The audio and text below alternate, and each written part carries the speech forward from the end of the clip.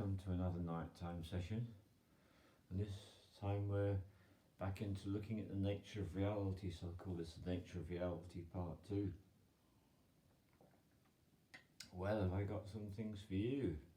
I most certainly have. So, where to begin? I once did a training called the Soul Directive. It was very powerful. It was run by 2 women. Had a lot of personal power, both of them. One of them, at one point, opened up about her life before she became a teacher of such subjects as the Soul Directive.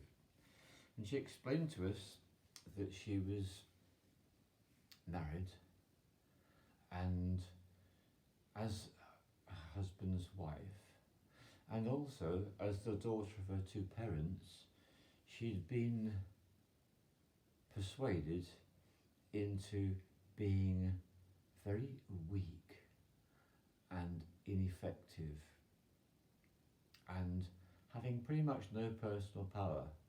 And she showed us how extreme this was because she made it clear to us that she never went anywhere on her own. Either Mummy and Daddy took her somewhere in the car, or hubby took her somewhere in the car. She'd never been on a bus or a train or even in a taxi in her entire life. So the nature of her reality was one that was very confined and constrained. And the belief she had about herself is that she could operate within this very, very narrow world. And outside that, it was all completely alien, and she had no ability to comprehend anything really, until she had her breakthrough, which often happens to people. And then she discovered that she was a very powerful teacher of the nature of reality beyond the 3D existence. That's what she was teaching us. And she was also teaching us about other lives and how the soul goes on a journey and expresses itself through other lives than just the one we're aware of, which people call past lives, because they're hooked into linear time concept of past, present and future. It's a whole other subject. So I want to change this radically now. All hail and all thanks to Netflix. There I was last night. I was watching a Saudi Arabian film, and it was about a girls' school in Saudi Arabia, and it was absolutely fascinating. However, I'm going to zero in on the important point. Right in the beginning of the film, you see the girls going into school and teachers go into school, and then a man who's wearing a red and white checked headcloth, who stands outside the school, he closes the gate and he puts a big padlock on, and he locks the women and the girls inside the school. And that sends a frisson through my emotional body, because instantly there's something about that feels wrong, locking them in. Well, we know about the culture and religion of Saudi Arabia. If you don't, go and do a bit of research. So here's the important bit.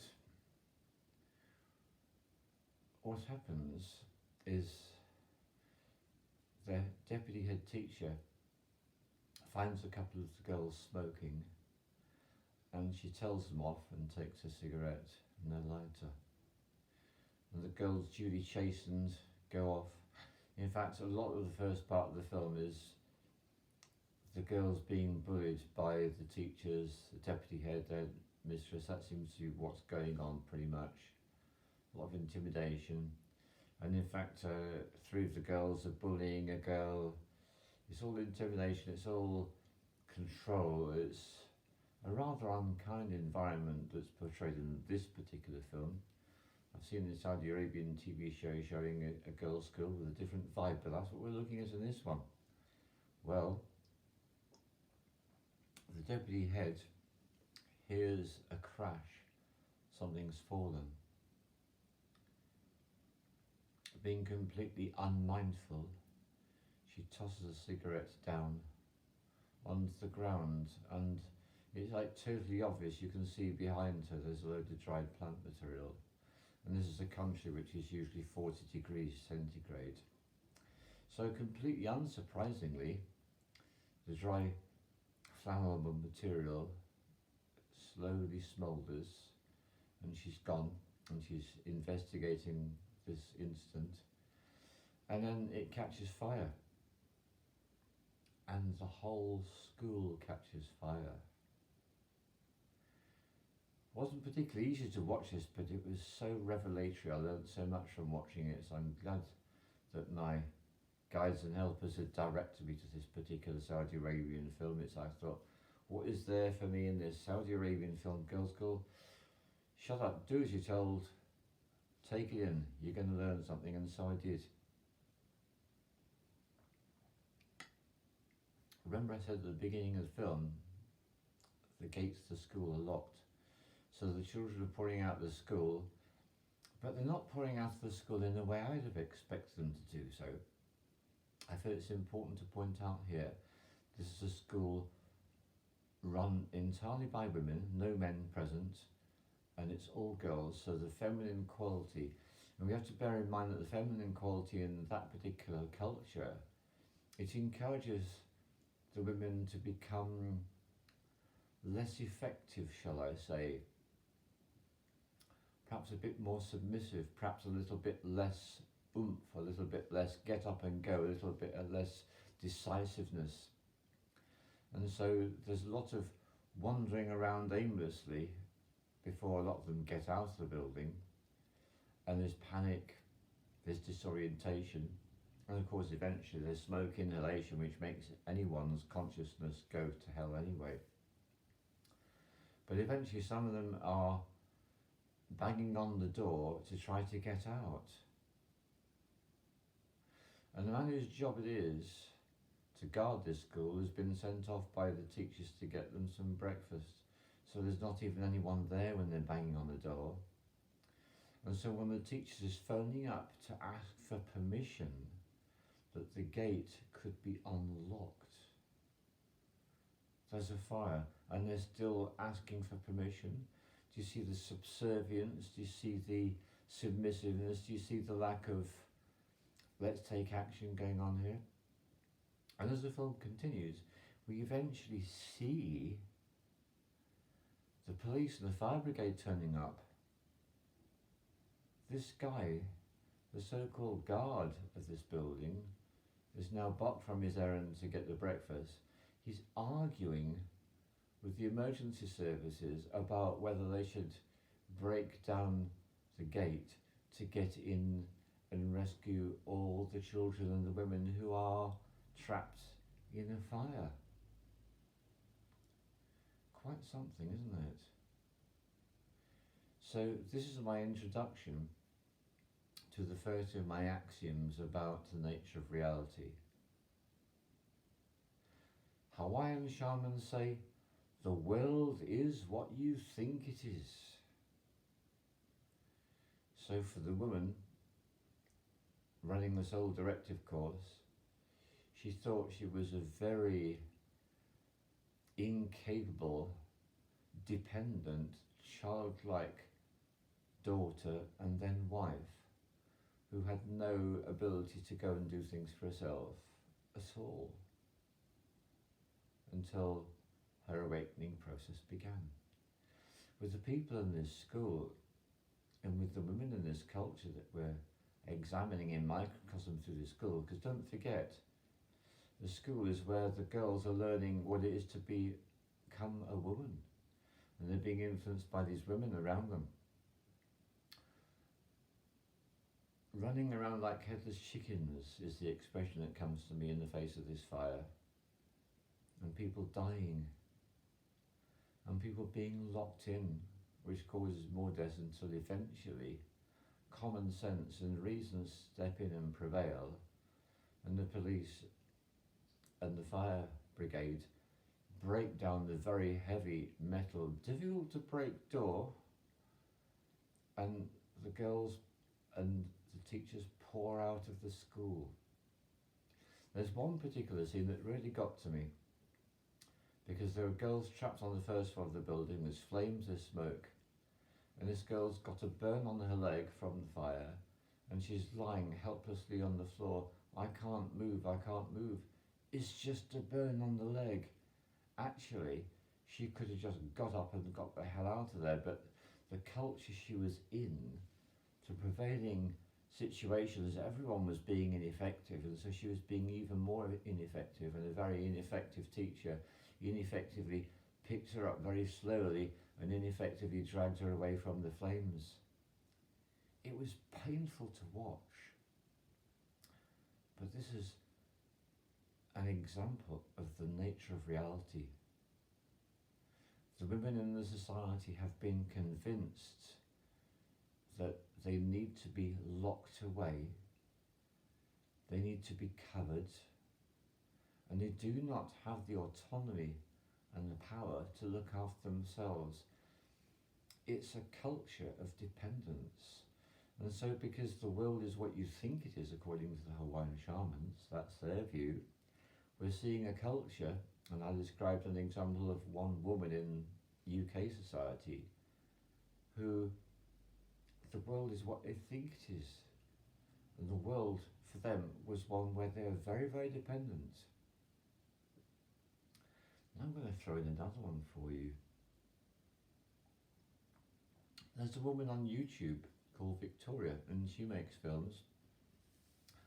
And she made films about raw vegan and about this and that, and finally she came across something that she wanted to speak about, and she's passionate about this. You can tell she's really passionate.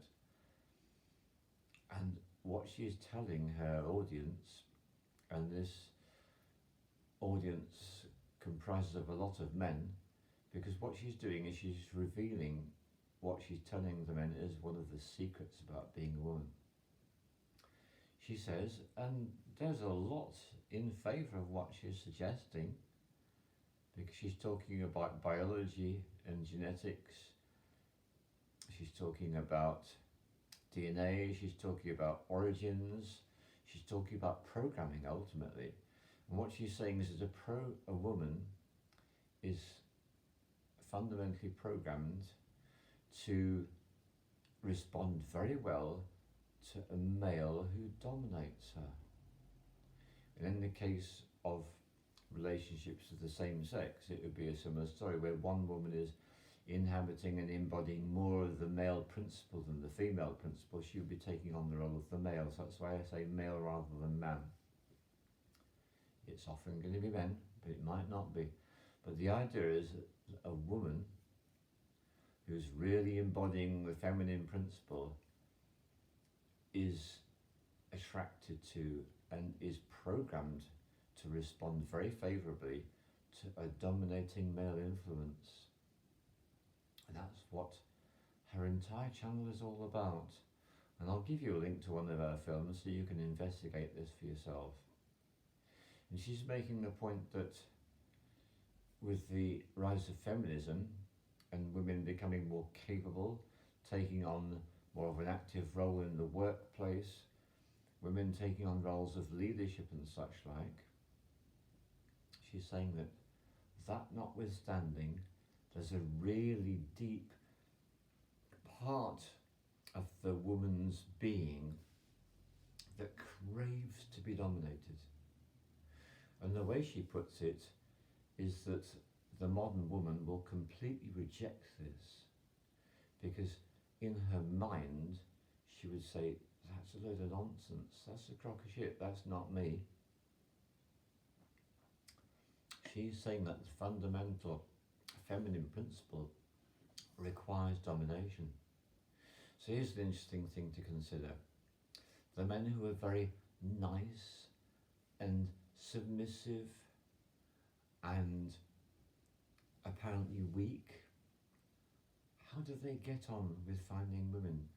Are they more successful than the man that comes across as being confident, authoritative, knows what he's doing, dominating? So what's going on here? Well, back to the Hawaiian shamans, the world is what you think it is. If you think that Victoria is right, that's the reality you're bringing into existence. If you believe, as a Saudi Arabian woman, that your culture, your religion, and your society is right, that's what you bring into existence. If you're like this English woman in the soft underbelly of the home counties of the southeast of England, with her parents and her husband telling her what to think and how to be, and going along with everything, then that's what the world is. It's what you think it is. So that's what I wanted to introduce you to. I'm going to give you another one now. This comes from Robert Anton Wilson, and he wrote this book in the 1960s called The Cosmic Trigger. He gave us this for our consideration. The thinker thinks, the prover proves. So whatever idea you have, your mind will do everything it can to support that belief system. So I'm going to give you a very simple example here. Let's go into science. Now, rational objective science really was a phenomenon that existed in its purity before the 20th century fully took hold. 19th century and before, this was the heyday of rational science in this sense. And what was believed is you could do scientific method, you could come up with an idea, create a hypothesis about the idea, perform experiments to prove that idea, and get the results and draw the conclusions, and then that becomes objective science. And everything was fine until people like David Bohm and Heisenberg came along, and Heisenberg created his uncertainty principle. And David Bohm and a whole bunch of others eventually created what we call today quantum physics. This blows out of the water rational conventional scientific view. So the thinker thinks and the prover proves. Scientists were busy convincing themselves and everyone around them things can be proved rationally. Idea, experiment, results, conclusion. Along comes Heisenberg, and Heisenberg says the mindset, the opinion, the belief system of the scientist actually affects the outcome of the experiments they perform. What? Well, can you imagine what happened? There was a secret schism in science which most people know nothing about. The majority of scientists, when they came across Heisenberg's uncertainty principle, they realised he had so much emotional investment in things being the way that they thought they were, that they were convinced they were, that they trained to become scientists with thinker thinks, prover proves. This is my hypothesis, I'm going to prove I'm right. I'm not having this Heisenberg, he can sod off. And so throughout the 20th century, the vast majority of scientists completely ignored Heisenberg and his uncertainty principle. And really the only people that were able to fully embrace a new paradigm were the quantum scientists, the quantum physicists to be more precise. And they tie in very much with the mystics, the shamans, and the psychics, who all had this very clear awareness about things being much more flexible, much more plastic than the rational scientists were saying. But we still live in a society, even in the West, where science and therefore the general human perceptions is all very much conditioned by the old 20th century, the old millennium, let's say, the old millennial view of science. Everything's rational, and there is such a thing as objective reality. So we're living in very interesting times at the moment, and it's back to the Hawaiian shamans. So for those people who the world is what you think it is, and think about what happened in 2020. We're back to 2020 again. A very significant time in the history of the human race, because it became a split between those who believe the narrative. So for people who believe the narrative, ooh, we're all going to die. Well, actually, the ones that believe that fully, that's the reality that they brought into being. The ones that said, sod this, it's a load of programming, they had like the antidote to that cultural trance, and they created a different narrative, a different story. So do you see the way this nature of reality works? So what I want to do now is I want to do two things at the same time. I'll handle it somehow. Number one, I direct you to a film I've made, and it's called 3 Near-Death Experiences. Right, I'll put the link in the description so you can look at that one. See what that has to say about all this. Have a darn good look. And here's the next one. There's a book, and I'm going to give you the title and the author of the book in the description. And this book is written by a guy who was told he was permanently paralysed. And this is one of many. There are other people who get a death sentence. They are told by the doctors, you're going to die. They get so many months to live. So it's not just one person. This is a phenomenon in the world. But what this guy has done is basically he was told, in shamanic terms, he was cursed. He was cursed as he'd be permanently paralysed and would never be able to walk again. Fact. Okay. The world is what you think it is. The thinker thinks, approver proves. The doctors with their old paradigm, 20th century, old millennium science, will never walk again. This guy, even as a child, had the ability to access other realms beyond the 3D. That's the important detail. He could access other realms beyond the 3D.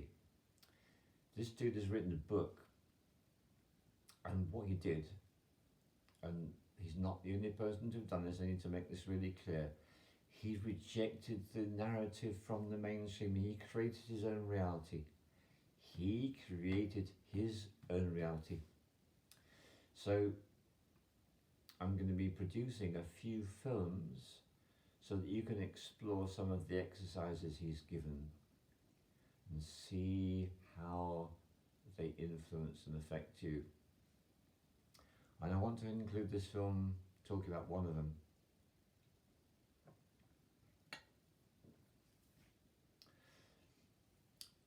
I'll go into much more detail in the film, but this is just to give you a taste, right? 2 fingers, index finger and middle finger, touch them on the heart. And immediately I'm smiling and I want to laugh. Because what happens when I put these 2 fingers on my heart responds by opening, because my heart's very much a living force. And when the energy of the heart connects with the energy of the fingers, it causes me to smile and to laugh. Except when I did the same practice after having watched the film about the Saudi Arabian women running around like headless chickens. The world is what you think it is. We can't cope, we're incapable, we're dependent on others. We are trapped, we are dying from smoke and inhalation. So what I'm saying is watching the Saudi Arabian film caused me to lower my vibration. When I lower my vibration, it's very easy for me to convince myself that I become incapable. When I raise my vibration, I connect to the all that is, the magnificent, wonderful, multidimensional reality. I know I'm so much more than merely my body and my mind and my feelings, so much more. And then I become limitless, invincible, so powerful. When all we're doing here is we're playing with the nature of reality. So back to the beloved shamans from Hawaii. Thank you, thank you, thank you. Here's the point. Everybody's right. everybody's right. The world is what they think it is. Everyone has the right to attach themselves to whatever story of the nature of reality they wish to inhabit, and they make it so, and that is their choice. And then along comes shamanism, shamanic healing, and universal soul retrieval. What the woo? I think we're going to leave that one for another film. And what about people who train to be shamans and have been brought up to believe that they're not capable of anything, and then become very powerful shamans that change other people's reality? With permission, of course. What's all that about? Let's leave that for another film. The Nature of Reality Part 2, nailed it. All the love to you.